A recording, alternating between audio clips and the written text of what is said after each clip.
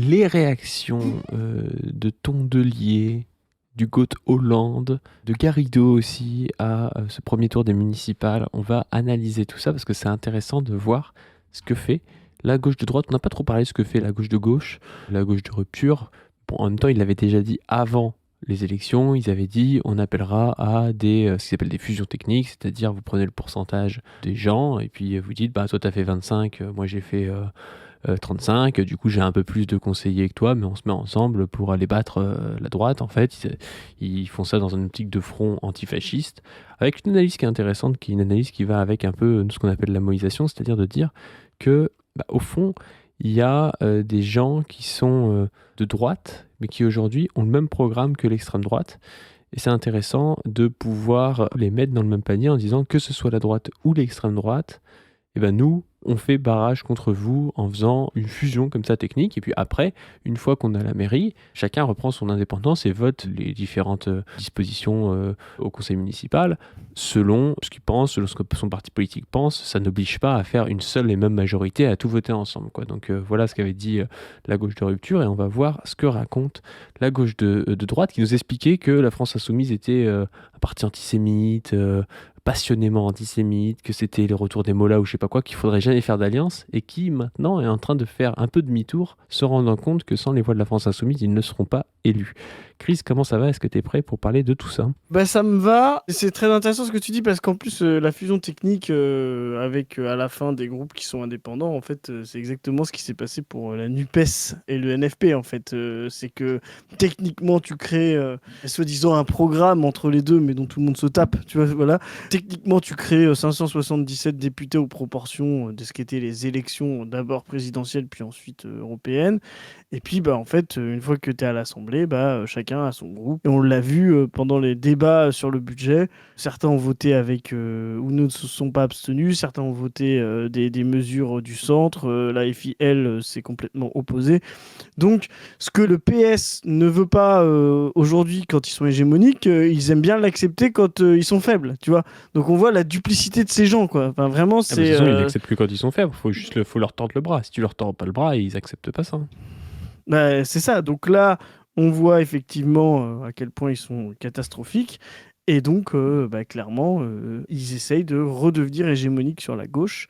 Je pense qu'ils se trompent complètement, qu'ils ne comprennent pas la dynamique et l'inversion du rapport de force. C'est extrêmement important ce qui se passe, cette moïsation. Nous, on l'a vu, mais vous regardez la première capsule, on voit que les blocs traditionnels sont en train de se faire noyauter par l'extérieur et par l'intérieur, donc, et notamment sur le local. Donc vraiment, ils ne voient pas leur fin arriver. Et ça va arriver très bientôt, parce que je pense que ça va arriver à la présidentielle et aux législatives qui suivront en 2027.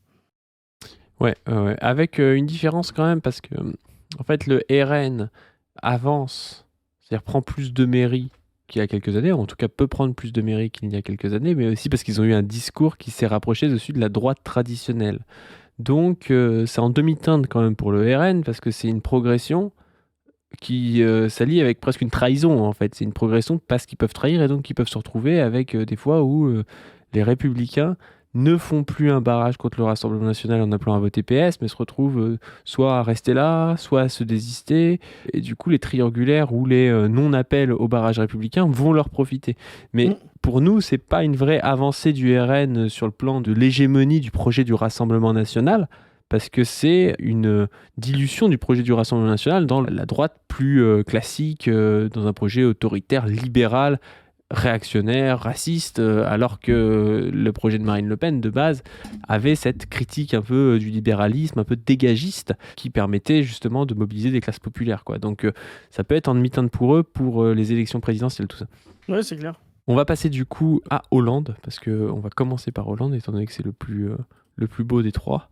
C'est mon petit préféré, mon petit C'est chouchou. ça, c'est ton chouchou, quoi. On va juste regarder la fin de l'interview d'Hollande à France Inter le lundi 16 mars 2026, où il est au micro de Benjamin Duhamel. Et à la fin, tu vas voir, c'est assez intéressant ce qu'il raconte. Pour tenter de résumer, de ramasser ces résultats et la discussion qu'on a là, quand on regarde les dynamiques à l'œuvre, du côté de la France Insoumise, du côté aussi du Rassemblement National, on se dit ce matin que ceux qui peuvent se frotter les mains en vue de l'élection présidentielle s'appellent respectivement Jordan Bardella et Jean-Luc Mélenchon. Est-ce qu'on a fait hier soir un pas de plus vers ce second tour-là? Et je dis ça... C'est marrant, là c'est vraiment ce qu'on est en train de dire. Là, Oui. ils sont en train d'installer le truc. Va y avoir le second tour. Jean-Luc Mélenchon contre Bardella, et il dit ça à François Hollande, qui, comme nous on le dit, va essayer de se placer comme étant si vous voulez pas ça, moi je suis là. L'interview est trop bien pour ça, je trouve. Mais c'est vraiment, mais regardez, on vous le dit, il y a quelque chose qui va démarrer maintenant. Et là, en plus, vous voyez tous les gens qui analysent la percée de la FI, le maintien du RN, etc. C'est exactement ce qui se passe. Justement, ces deux forces qui commencent à s'implanter localement préparent l'affrontement au deuxième tour, ce qu'on a dit. Et il reste un espace central, alors on ne sait plus où il commence, on ne sait plus où il s'arrête, mais qui peut être simplement comment empêcher l'affrontement des deux extrêmes. C'est ça, voilà. Et donc, il n'y a pas 50 000 personnes pour pouvoir incarner ça, il n'y a plus de Macron. Édouard Philippe me semble trop à droite, d'autres sont trop à gauche, Glucksmann notamment, et puis il n'a pas de charisme. Donc, il y a un Hollande. Le seul qui a une personnalité présidentielle et qui est un peu de droite, un peu de gauche. Ça peut aussi être une noisette à la fin. Mais en tout cas, il va se placer là-dessus. Donc là, on a vraiment tout le récit de la patte du team condensé en 5 secondes de Duhamel, quoi. Voilà. À quelqu'un qui pourrait avoir vocation à incarner la gauche réformiste qui, semble-t-il, a du mal à trouver un espace. Non, je trouve que ce scrutin-là, même s'il faut le regarder et dans tous ses détails, il est intéressant parce qu'il montre qu'il y a un plafonnement et de l'extrême droite et de la France insoumise. La preuve, combien de villes vont être gagnées par l'extrême droite et par la France insoumise? Ça, c'est vraiment...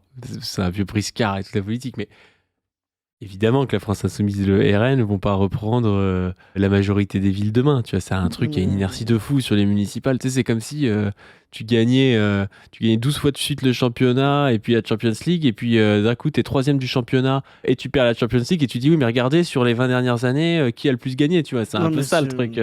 Oui, d'accord, le PS va garder plein de villes parce que le PS a une inertie, parce que le PS aussi arrive à capter des noisettes dans des accords électoraux, des choses comme ça. Mais tu peux pas nier le fait que la France insoumise est en train de bouffer sur la gauche. Exactement. Et d'ailleurs, pour se maintenir au même niveau de score qu'il faisait en 2020 et encore plus en 2014, le PS est obligé de s'allier dès le premier tour avec les Verts et le PCF, ce qu'il ne faisait pas avant. Hidalgo, en 2020, fait 30% au premier tour, toute seule. Il y a une liste verte à 10% derrière. Là, ils font 37% en ayant tout le monde. Les scores de cette gauche-là sont en trompe-l'œil parce qu'ils sont obligés de s'agréger et ils en perdent plein de plumes et donc ils prennent l'autre Ils perdent partout. des conseillers municipaux parce que du coup, ils sont obligés de les partager. Ils perdent des choses. Voilà, il y a 3 seaux de 1 litre qui sont percés de partout, mais à un moment donné, ils se regroupent et puis ils arrivent à faire 2 litres et ils disent ah regardez, on est toujours le plus gros seau de... Oui, mais c'est une question de temps, quoi. C'est une question de dynamique, ils vont finir par perdre. Très peu. Et encore bien moins que ceux qui, notamment au Front National, au Rassemblement National, avaient imaginé l'emporter. Je pense notamment au Pas-de-Calais, Lens, qui était une ville emblématique. Et donc, là, il a raison. Ouais. Le Rassemblement National ne fait pas de percée sur ces élections. C'est vraiment la France insoumise qui est la grande gagnante de ces élections. Ils se maintiennent, ils ont leur fief, ils reculent pas, voilà. Mais on voit bien qu'ils arrivent à une forme de plafond et de ralentissement de leur courbe de croissance, là, d'aplatissement.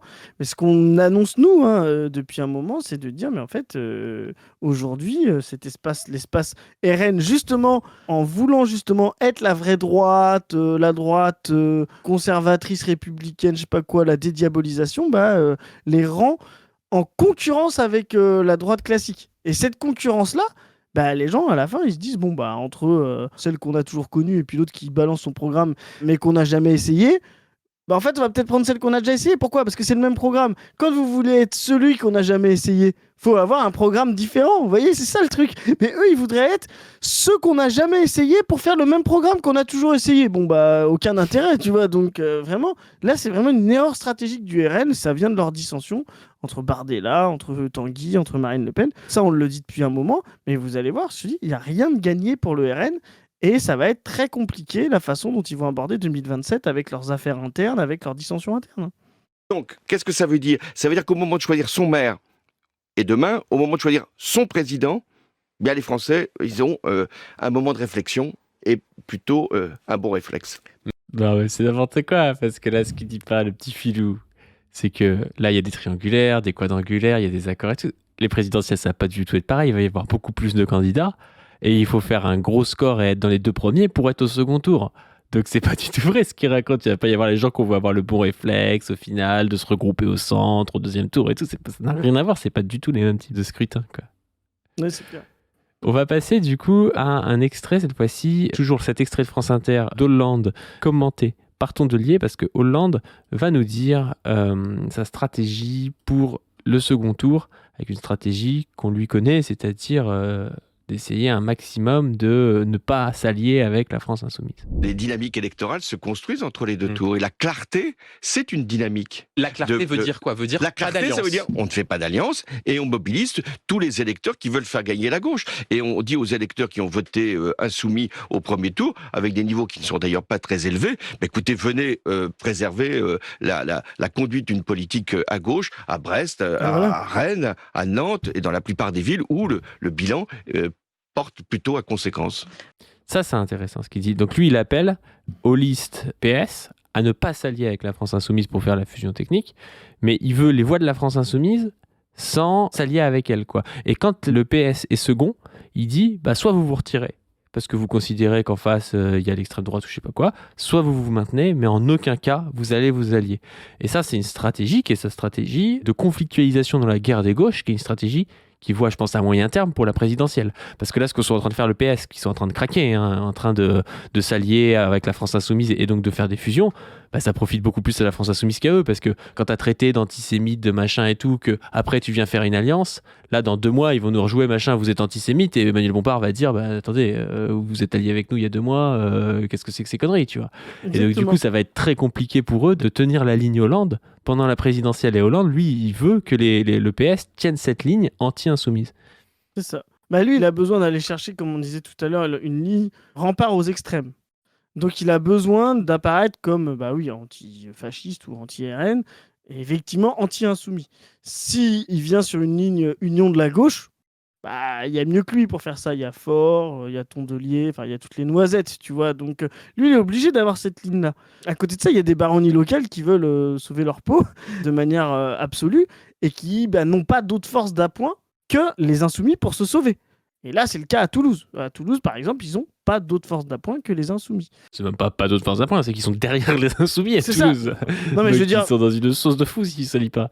même si, tu vois, c'était l'inverse, que tu avais le PS à 22 et que tu n'avais que les insoumis derrière à 21, tu vois, ils seraient quand même en train de réfléchir à cette fusion. Oui, Parce bien que, sûr. du coup, tu vois, là, ils font les malins, notamment sur... Benoît Payan n'est pas au PS, je crois pas, mais voilà, par exemple, Grégoire fait le malin parce qu'il est à 37 et que... Benoît Payan, je crois qu'il est au PS. Oui, il dit vers gauche, mais il est. Je sais plus trop s'il est au PS, mais à vérifier. Apparenté.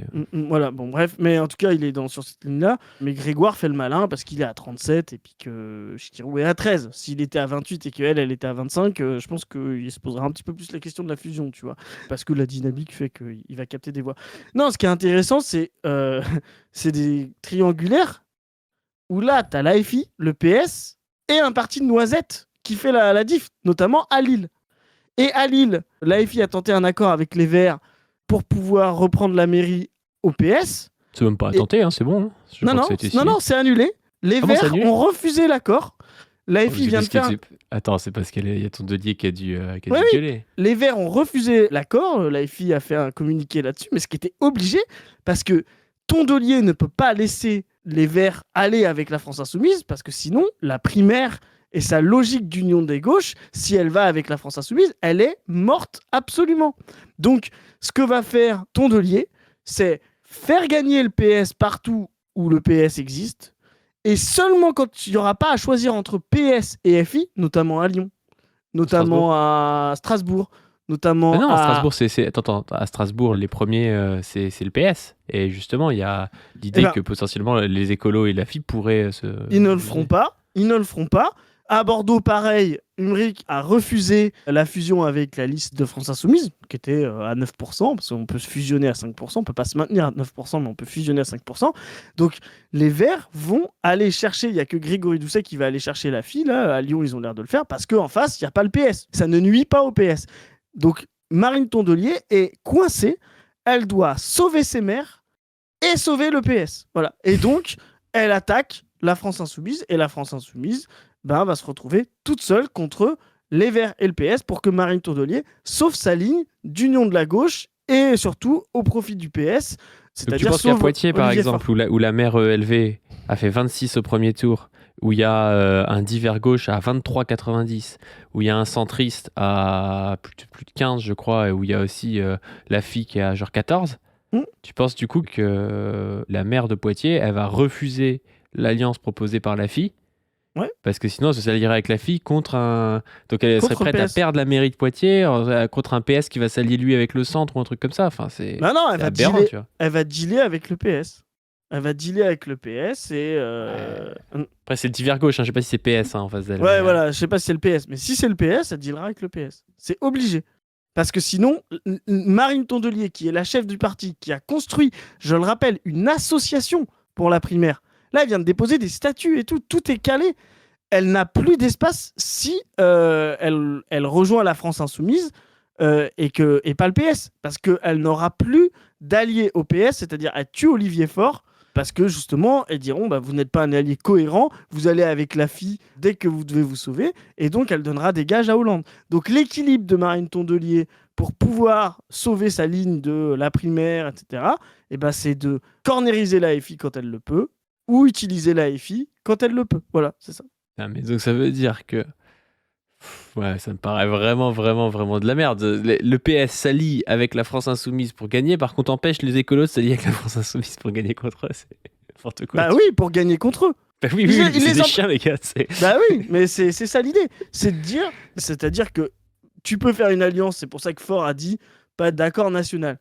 Faure va dire, si vous pouvez sauver des conseillers municipaux ou des maires PS en ayant la fille, ok, en ayant les Verts, ok, mais par contre, vous faites pas Verts et FI contre PS ou de PS et FI contre Verts. C'est ça la triangulation. Ouais. Bon, on va voir ce qu'elle raconte. Mais juste, je voulais revenir d'ailleurs, c'était intéressant ce que disait Hollande. Il dit la clarté, c'est une ligne. Il a en partie raison. Parce que tu vois, moi, je pense que Emmanuel Grégoire, s'il dealait avec Chikirou, il perdrait une partie de son électorat parce qu'il a fait toute une campagne en disant je ne dealerai pas avec Chikirou. Donc en fait, je suis même pas sûr que s'il dealait avec Chikirou, il ferait beaucoup plus que ce qu'il va faire au deuxième tour. Je me trompe peut-être, mais de toute façon, parmi l'électorat de Chikirou, va peut-être y avoir une partie de gens qui vont se démobiliser, qui vont se dire faut à tout prix faire barrage. Ça dépend si Dati fait alliance ou pas avec Bournazel, tu vois. Mais si Dati est donné à 35%, que Grégoire est donné à 38% et que Chikirou est donné à 12%, il y a peut-être des gens qui vont se dire il faut quand même que je fasse le vote utile Grégoire, tu vois. Et à côté de ça, s'il dealait avec Chikirou, il aurait peut-être plus de gens qui votent Chikirou qui voteraient pour lui, mais en même temps, il perdrait au centre, tu sais, l'électorat place publique qui pourrait se dire je vais peut-être aller plus vers du Bournazel, voire du Dati, tu vois. Et donc c'est vrai que la clarté, c'est une ligne en soi, tu vois. Exactement. C'est pas que des conneries ce qu'il raconte Hollande. C'est une ligne, surtout quand tu essayes, je te dis, de faire bouger bouger les lignes, quoi. Surtout quand tu te passes dans la présidentielle. Là, c'est des trucs d'appareil, de parti, de machin, etc. Mais lui, il s'en fout, Hollande. Il n'est pas en train de gérer le parti. Il n'est pas chef du PS. Il n'est pas en train de gérer des baronnies. Il n'est pas là pour devenir premier secrétaire. Il est là pour devenir candidat. Donc pour lui, en fait, la clarté, à court terme, ça paraît le cornériser, mais à long terme, ça va lui donner du sens. Tu vois. Voilà, François Hollande qui a tiré aussi les conclusions des dernières polémiques liées à la France Insoumise. Pour vous, il n'y a pas une différence de valeur entre les deux, ça ne compte pas ? Je me suis déjà exprimé plusieurs fois sur la question, je vous le dirai autant que vous voulez, mais ce que dit M. Hollande ce matin sur France Inter, ça veut dire quoi au fond ? Ça veut dire, lui, il dit... C'est du vert brun qu'elle a mis aujourd'hui. Ouais, c'est ça. Plus elle avance dans le temps, plus le vert devient foncé. J'attends le vert de gris de la Wehrmacht. Voilà. Clairement, ce qui cite des noms de villes après. Donc il dit Limoges et Toulouse, ça pourrait basculer si on travaille ensemble, mais ne travaillons pas ensemble. Tant pis, on sacrifie les habitants de Limoges et Toulouse qui vivent aujourd'hui dans une ville de droite et qui auraient pu vivre dans une ville de gauche. Et il dit aussi, il va plus loin, il dit dans les villes de Nantes, de Brest ou de Rennes, où les socialistes ont besoin des voix des insoumis pour se maintenir, à Nantes, 70 ans de socialisme quand même, il dit, tant pis, au nom de la clarté, drapé dans ma vertu de pureté, voilà. C'est marrant son numéro, parce que là, elle attaque Hollande. En fait, elle doit attaquer Hollande sans attaquer fort. Exactement. C'est vraiment la ligne de noisette, quoi. C'est son équilibre. Elle va dire, moi je viens au secours de la force la mieux placée parce que je suis unioniste. Voilà, donc je ne peux pas, cornériser la France Insoumise. Mais mon partenaire principal pour pouvoir construire une primaire, c'est d'abord Olivier Faure du PS et pas la FI. Donc, quand je vais être face à du PS et que je peux adjoindre mes forces, notamment à Lille, je vais aller vers le PS, mais je vais pas refuser à Lyon les insoumis pour pouvoir me sauver parce que je suis quand même unioniste.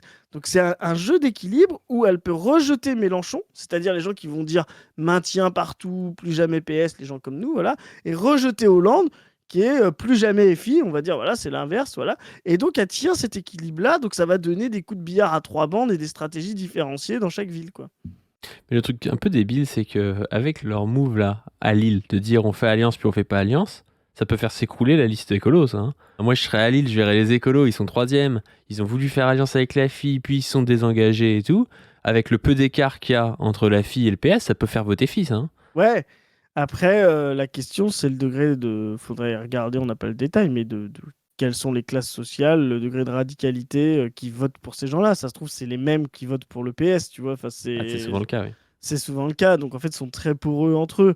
Et donc, tu te dis, en fait, des gens qui avaient LPS et la FI, qui ont voté en masse pour les Verts, en fait, c'est des gens qui n'aiment ni l'un ni l'autre. Donc, ils ont peut-être plutôt tendance à se séparer en deux, voire à aller plutôt vers l'un si la campagne de diabolisation est trop importante, quoi. Et Monsieur Hollande, mais comme Monsieur Glucksmann, j'ai pu Mais le ça dire hier compte soir, pas, ils n'ont pas la le pureté, monopole. comme vous dites. Ils n'ont pas le monopole C'est des pas une valeurs. question de principe. Ils n'ont pas le monopole des valeurs vous parce l'avez- que pour se draper dans une posture confortable, C'est si on va marrant, au bout de hein. leur stratégie, qui en fait est la continuité d'un congrès social. C'est trop drôle, le monopole Je fais- des valeurs. Je fais une parenthèse parce qu'on vient de regarder quand même 2 extraits, un sur France Inter, un sur France Info. C'est Benjamin Duhamel et Agathe Lambray, c'est le mari et la femme qui interviewent des deux côtés. Enfin, c'est vraiment France Télé. Nathalie Saint-Cric, t'as Alain Duhamel, t'as Patrice Duhamel. Il y avait un post hier sur Twitter qui disait 4 chaînes différentes, il y a toujours un Duhamel Non, mais c'est sur une- les chaînes. Tu sais. C'est un délire. Là, on vient de faire les deux en même temps. C'est le mari et sa femme qui gèrent le truc. Socialiste. Monsieur Mélenchon, Monsieur Hollande se battaient dans des congrès socialistes. Il y en a un qui a créé son parti. Il continue à faire des congrès socialistes entre éléphants, en fait. Et vous, en tant Et je les qu'écologiste, ai appelés les qu'est-ce que vous tontons leur dites flingueurs à Fournière, ça les a pas plu, mais c'est ça qui Elle est insupportable. Et tu vois, c'est ça sa ligne. Sa ligne, c'est d'être entre Mélenchon et Hollande. Et c'est la même ligne qu'a Raquel Garrido, c'est la même ligne qu'a Clémentine Autain, c'est la même ligne qu'a Olivier Faure. Ils existent en noisette de Hollande et Mélenchon. On le dit depuis des mois, voilà, plus d'1 an maintenant. Voilà, ils existent comme ça. Donc ils vont renvoyer les deux, chacun de leur côté. Et par exemple, ouais, je te dis, Marine Tondelier ne peut pas rejeter l'AFI de manière complète. Parce que de toute façon, ça voudrait dire donner des gages que sa primaire est excluante pour l'AFI. Alors qu'elle a toujours dit, ah bah moi, ils viennent quand ils veulent, voilà, Mélenchon, voilà. Donc vraiment là, elle va essayer d'exister dans cette ligne-là. Au fond, ils ne veulent pas qu'on gagne. Ils veulent mettre les électeurs de gauche et écolos dans des situations où ils ne peuvent pas gagner. Voire, ils étaient dans les villes de gauche et ils vont plus l'être à cause de ce genre de déclaration de ce matin. C'est quand même fou. Concrètement, Alors même Ce que j'aime bien, c'est que Mélenchon dit faut faire des alliances et tout, trucs techniques. Hollande dit faut pas le faire, elle les renvoie dos à dos en disant il veut pas qu'on gagne. Mais pourtant Mélenchon a dit qu'il fallait faire des alliances, tu vois. Exactement, exactement. Et ça, c'est vraiment de la mauvaise foi. Et C'est dans la Mélenchon qui a fait la NUPES, le NFP, tu vois. et dans la ouais, tu vois, genre nous on pourrait aller. Parce que lui qui a inventé cette ligne unioniste et qui leur a permis d'en être là. Hein. C'est ça, et on pourrait même lui reprocher justement à dire à Mélenchon qu'il n'est pas assez plus jamais PS, tu vois. Mais là, en fait, elle les met en équilibre alors que Mélenchon a la chose la plus claire en termes de rassemblement de gauche. Hollande a aussi un cap clair en termes de non-rassemblement de gauche. Je dis un cap clair parce que c'est la même ligne que Glucksmann. Les seuls qui ne sont pas clairs, c'est elle. Est-ce que, Marine, tu préfères t'allier avec la gauche de rupture, avoir un cap clair avec la gauche de rupture, et on te demande ce que tu vas faire à Lille, ou un cap clair avec le PS, quand tu dois choisir entre les deux? Eh ben non, tu n'as pas de cap clair, et tu vas jouer les deux en fonction de tes intérêts, Mais non, sauver parce tes que baronnies. Ce que tu comprends pas, Et c'est sauver ta qu'elle primaire. s'oppose à l'extrême droite. Oui, voilà, c'est ça. Parce qu'elle est de Hénin-Beaumont et elle a sa chevillée au corps. Voilà, mais je connais. que Johanna Rolland est en train de discuter avec la France Insoumise. Voilà. Parce qu'elle prend les bonnes décisions pour les habitants de sa ville. Tiens, elle suce Johanna Rolland qui est le bras droit de Faure. Ouais, numéro 2, ouais, c'est exactement ça. Avec qui elle est au premier tour. Donc elle est au premier tour, les Verts étaient au premier tour derrière Johanna Rolland. Donc forcément, si Johanna Rolland discute avec la FI, bah elle est d'accord. Parce que son but à la fin, c'est de dire, regardez, quand on est tous ensemble, comme on est fort, quoi. Johanna Rolland, elle est sûrement, comme tous les maires, présidente du CCAS. Moi, j'étais à Brest jeudi. Pourquoi elle a dit ça? Je comprends pas. Je sais pas. Quel rapport? Soir. Ouais. Vous savez que dans le Finistère, le département de droite fait la chasse au RSA. C'est-à-dire qu'y compris un bénéficiaire du RSA qui a gagné 30 € à la Française des Jeux, on va lui demander toute une enquête administrative de démontrer, nanana, et sinon on le radie du RSA. Il n'y a jamais eu autant de radiation du RSA que dans le Finistère. Il n'y a jamais eu autant de bénéficiaires du RSA qu'à Brest, parce qu'ils savent qu'à Brest, ils sont soutenus au CCS, qu'on va pas les laisser tomber. C'est un des derniers remparts. C'est des gens... Ces gens ont tout fait pour porter l'accession de la ligne néolibérale à gauche et tout, et de la ligne aussi pro-guerre, hein, parce que nous, quand on parle de campagne anti-guerre et tout, ELV, c'est le parti de la guerre. Hein. Et après coup, ils nous disent, oui, mais regardez, les gens, on leur enlève le RSA, je sais pas quoi, mais à cause de qui, en fait, tu vois, qui est-ce qui a gouverné avec François Hollande, par exemple, qui a fait toute une campagne, on se rappelle la campagne de 2022 de Jadot, c'était une campagne anti-Mélenchon. C'est-à-dire vraiment, sa campagne, c'était d'être contre Mélenchon, tu vois. Bref, ça, c'est n'importe quoi. Parce que quand on vous retire le RSA, il reste quoi après ? Rien. Qu'on comprenne bien, Rien. parce qu'à 8h40... Et donc, ce que dit François Hollande, c'est à Brest, les gens du RSA, vous aurez en plus d'un pays de droite et d'un département de droite, vous aurez en plus une ville de droite. Juste qu'on comprenne bien, le temps presse. Là, il y a à la fois les imprimeurs qui attendent d'imprimer les tracts, et d'ici demain soir à 18h, il y a les dépôts en préfecture. Vous, ce matin, pour prendre l'exemple de Nantes et Brest, vous dites il faut faire alliance avec LFI. Est-ce que tu penses qu'il y a un lobby des imprimeurs qui empêche les fusions pour faire un maximum de tracts différents, tu vois, Ouais, pour je pense. faire un peu de Je blé. pense, ouais. Ils sont. C'est Hollande qui finance les lobbies des imprimeurs. C'est ça. Il faut plus de BAT, donc voilà, il y a plus d'imprimeurs, quoi. Ouais, pas con. Pour sauver les villes de gauche, Nantes et Brest. Contrairement à Évidemment. François Hollande. Et je pense que les candidats locaux le savent et sont en train de le faire bien mieux que François Hollande ce matin. Oh là là, qu'est-ce que c'est con. Mais j'en ai marre de ce truc de... Ah ouais, mais en fait, ça se gère en localité. Alors que son parti, on sait très bien que dès qu'il y a quelqu'un qui est pas sur la même ligne qu'elle, il se fait purger. Il se fait appeler toute la journée le dimanche et tout pour lui faire retirer des signatures d'articles qui lui ont pas plu ou des trucs comme ça. Elle a dit, non mais ça se règle en local, en fait, c'est plus démocratique. Insupportable. Sur France Inter, parce qu'ils savent ce que ça veut dire. Ils ont les gens en face. Et je pense que pour François Hollande ou pour Monsieur Glucksmann, quand on est propriétaire, parisien, la vie va bien. On voit peut-être pas la différence entre si le CCAS, il est de droite ou de gauche, si la cantine, elle est 1 € gratuite pour les précaires ou si elle est Mais on vous entend, Marine Tondelier, mais Marine, c'est tes électeurs, en fait, qui sont dans cette situation-là de pas voir la différence entre si la cantine est gratuite ou pas. Hein. On le Ouais. rappelle. Hein. Tu sais, elle parle comme si elle était représentante de la CGT, la meuf. Quoi. Non, mais sa ligne est intenable. À Lyon, elle va récupérer les Insoumis. À Lille, elle va sauver le PS parce qu'elle est 3e et qu'elle a FI entre les deux. À Strasbourg, comme tu disais tout à l'heure, c'est Catherine Trautmann qui est première du PS. Mais comme elle est maire sortante, elle va s'allier avec la FI contre le PS parce qu'elle va quand même sauver sa maire sortante. Enfin, vraiment, ça n'a ni queue ni tête. C'est illisible. C'est vraiment une stratégie pour sauver ses baronnies, ses maires et ses villes et sa primaire. Ça n'a ni queue ni tête, vraiment. La personne la moins crédible pendant la période, c'est vraiment Marine Tondelier, quoi. Et ben en plus, pour le coup, c'est très bien pour nous, hein, pour la présidentielle. Alors ça fait chier pour les camarades lillois, ça fait vraiment chier, surtout que au passage quand même à Lille, ils ont proposé 50-50. Oui. C'est-à-dire que là, Aurélien Lecoq dit, à Lille, pour l'alternative, nous proposons aux écologistes une parité complète des élus à Lille et LM, 50% d'élus de la liste insoumise, 50% d'élus de la liste écologique. Nous avons un accord sur l'ensemble des points programmatiques. Les conditions nous semblent ainsi toutes réunies. Alors qu'il T'imagines faut 30% 50-50 de plus. alors qu'ils ont 6% de plus. Tu vois. Ouais. C'est vraiment un accord qui est plutôt cool. Et eux, ils refusent pour faire élire le PS pour sauver sa primaire des noisettes, quoi. Mais le truc, c'est que pour la présidentielle, les gens, ce qu'ils vont comprendre, c'est Hollande et anti-FI, donc Hollande, ça va le faire monter. Et la France Insoumise a été radicale, campagne plus jamais PS, ils ont porté une ligne claire, et puis après, ils ont tendu la main dans un front antifasciste. Je veux dire, leur ligne est cohérente, on comprend ce qu'ils font, tu vois. C'est ça. Marine c'est Tondelier, lisible. personne ne va comprendre ce qu'elle a fait, en fait. C'est ça. Et puis la question, c'est est-ce qu'ils vont avoir un programme entre eux? Est-ce qu'ils vont gouverner entre eux? Parce que je rappelle qu'à Lille, les Verts étaient dans l'opposition à la mairie PS. Vraiment, là, ça n'a ni queue ni tête. C'est vraiment de la tambouille politique. Là, quand on parle de tambouille, ça, c'est vraiment de la tambouille, quoi. je vous parlais Moi, des attendez, électeurs. j'ai croisé, je pense être la chef de parti qui ait fait le plus de déplacements dans ces municipales. J'en ai fait ces dernières semaines plusieurs par jour.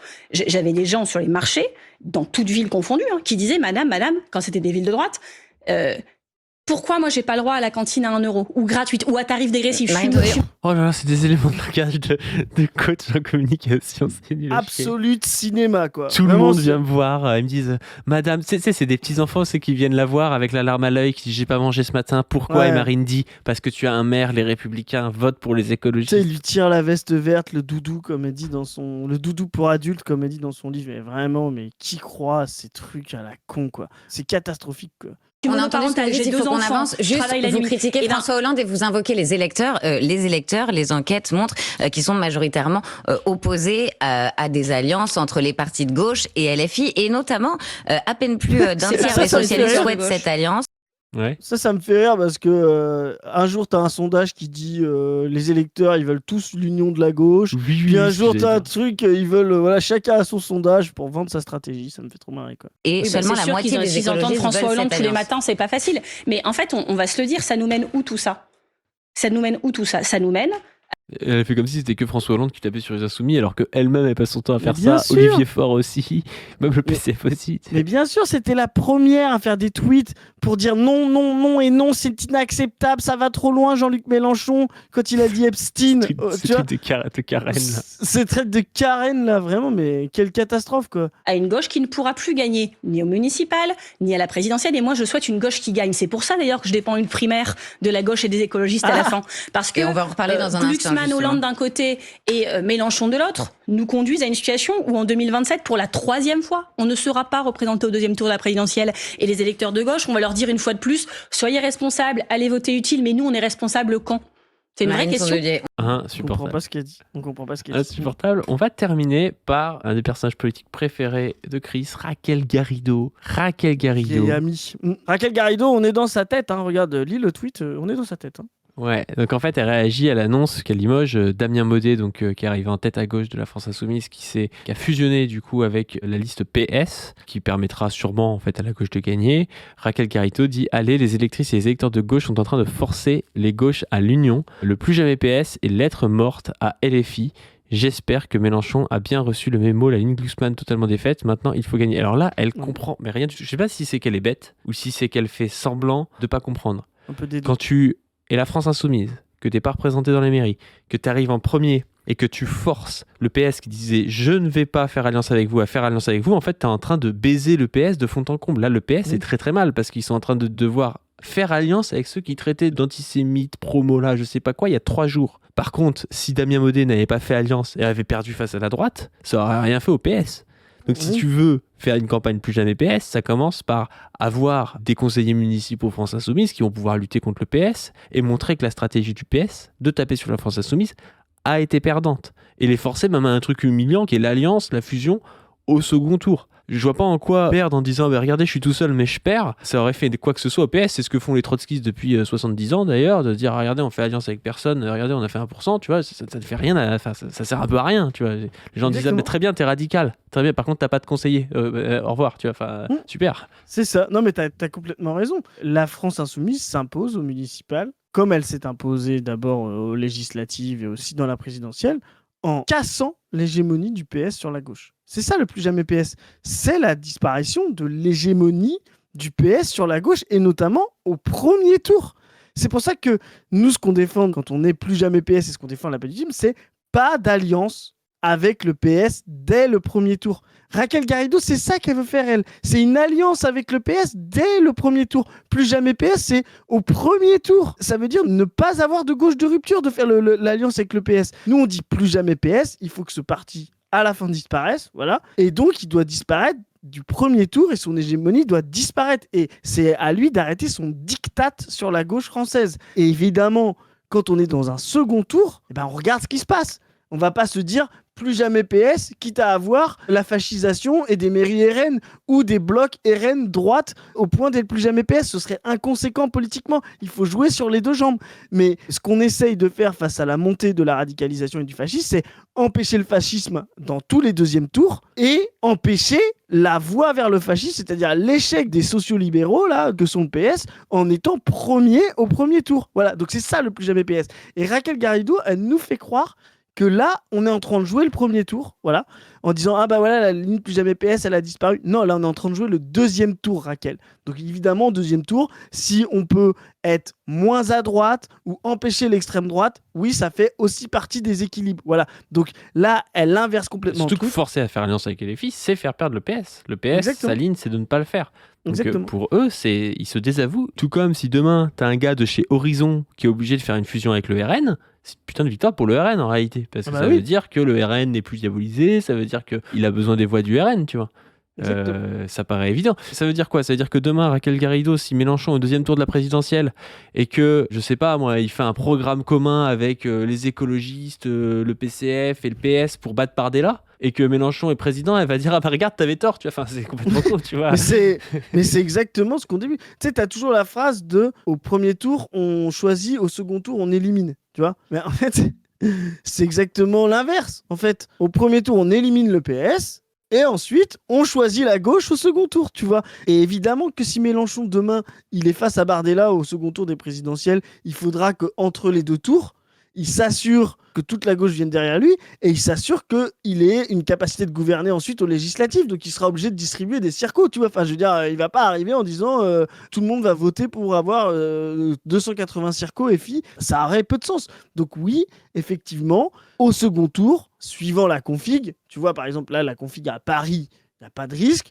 Sofia Chikirou, elle va y aller et elle a intérêt d'y aller en disant bah, moi, j'y vais pour avoir des élus au Conseil de Paris et gauchiser, avoir une force sur la gauche de Grégoire pour éviter que l'hégémonie du PS, c'est ça, plus jamais PS, s'impose dans les villes. Voilà, il n'y a pas de risque de l'extrême droite dans ce cas-là. Voilà, quand il y a un risque de la droite ou de l'extrême droite, bah là, tu essayes de fusionner et comme tu l'as dit, à la fin, bah oui, ça légitime qu'en fait, le parti de l'AFI, c'est encore un parti fréquentable avec qui on peut s'allier, c'est tout. Donc c'est l'AFI qui gagne. Donc la percée de l'AFI, là, elle est fondamentale parce qu'elle s'implante dans les villes, elle a une ligne claire de rupture, une ligne claire antifasciste, elle renie pas son programme et elle s'aligne pas sur le programme du PS, et en plus, elle garde justement la dignité républicaine, elle sort de la diabolisation. Enfin, c'est vraiment le coup parfait, les municipales 2026 pour la France insoumise. Et ce qui est trop drôle, c'est que les écolos fusionnent avec la France insoumise à Lyon, alors que c'est à Lyon qu'il y a eu l'affaire Quentin de Ranc, machin. Ils ont dit la France insoumise, ils font des bagarres de rue, ils vont tuer des mecs et tout. Et en fait, ils s'allient avec la France insoumise de Lyon, les mecs. Enfin, c'est le délire, quoi. Et tu vois, mais en plus là, mais vraiment, je pense qu'elle est morte. Parce que là, l'alliance avec le PS à Lille pour sauver la mairie PS contre les insoumis, pendant qu'à Strasbourg, il s'allie avec les insoumis contre le PS pour pouvoir sauver la maire écologiste. Enfin, vraiment, je pense que Marine Tondelier, vraiment, ça va être très très dur d'aller à la primaire. Mais effectivement, Catherine Trautmann est une historique sûrement proche de Hollande. Donc il y a aussi une partie, tu vois, de évacuer la ligne Hollande de fort en disant bon, ok, tu nous sauves la face à Lille, voilà, tu nous fais pas perdre la mairie de Lille. Et je te laisse sauver ta truc à Strasbourg parce que Trautmann, c'est l'aile droite, c'est Hollande, donc ça dégage, quoi. Ouais. Et juste, je voulais vous montrer qu'il y a Stefano Palombarini, donc, qui était là à notre soirée Plus Jamais PS, qui a fait le bilan du parti socialiste, qui commente et qui ratio d'ailleurs Raquel Garrido en mettant la ligne qui mène aux accords a été défendue avec constance par JLM et tous les dirigeants de LFI pendant toute la campagne. Ça ne vous gêne pas de mentir tout le temps? Non, hein? Donc je vais liker et retweeter.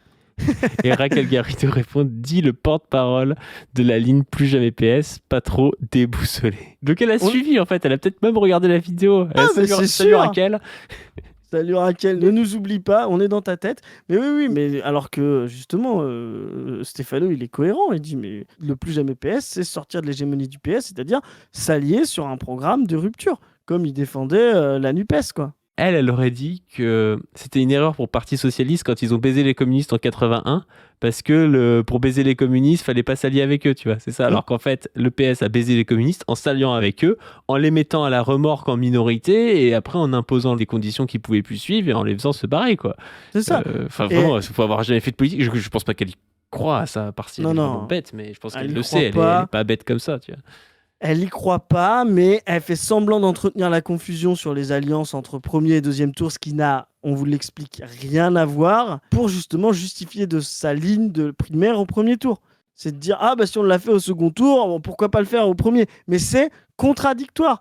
Je vous le dis, s'il y avait eu par exemple une alliance à Toulouse, Picmal, Vert, je sais plus comment il s'appelle l'autre là, le PS, là, François, je sais plus comment là, bref. Briançon, voilà. Et ça se trouve, ils auraient pas fait 50-2, ils auraient fait 39 ou 40-2.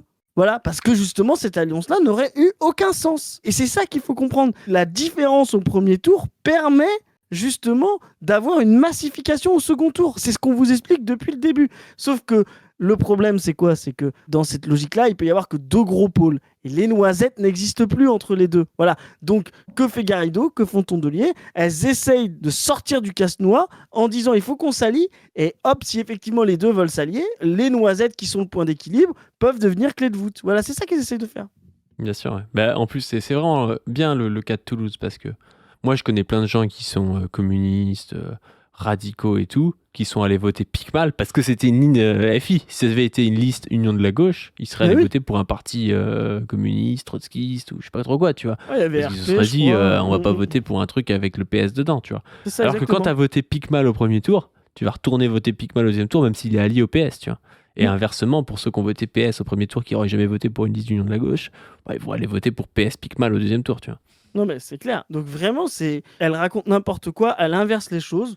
Voilà, ça fait partie de sa stratégie. À la fin, elle veut faire croire que, bah oui, parce qu'on a gagné des mairies au deuxième tour, il faudrait s'allier dès le premier tour, ce qui n'a aucun sens, quoi. Yes, bon, on va s'arrêter là. Sur ce, n'hésitez pas à vous abonner à cette chaîne, aux différentes chaînes, allez voir Position Revue, allez voir On ne veut plus, sur laquelle on a sorti une vidéo de lutte de camarades qui sont en train d'essayer de sauver un centre d'accueil de crise du GHU de Paris. Donc une lutte de camarades qui travaillent dans la psychiatrie, dans une unité qui est assez moderne, on va dire, assez humaniste, une unité qui pratique pas, ou quasiment pas, on va dire quasiment jamais, la contention, contrairement à plein d'autres unités. Une unité qui est basée sur du soin libre, du soin adapté aux personnes, on va dire des choses comme ça. Malheureusement, comme ça coûte cher en personnel, c'est quelque chose qui pourrait être fermé. Ils ont obtenu la suspension d'ailleurs de cette décision et donc du coup, ils nous racontent leur lutte et justement l'intérêt de se battre à leur côté. Et aussi, on vous invite à nous aider sur le Tipeee où on est dans une cagnotte, enfin c'est pas une cagnotte mais dans notre campagne on va dire, pour avoir 15 000 € de dons récurrents, pour pouvoir faire vivre au mieux l'asso, mieux nous structurer, pour pouvoir avoir des locaux, pour pouvoir employer plus de monde, pour pouvoir faire plus d'événements, faire des trucs professionnels, des documentaires, tout ça. Vous en saurez plus si vous écoutez Zoé parce qu'elle vend beaucoup mieux le projet que moi. N'hésitez pas à aller donner du coup sur le Tipeee. On remercie ceux qui ont déjà donné et ceux qui vont donner. Et sur ce, on vous dit à plus. Salut!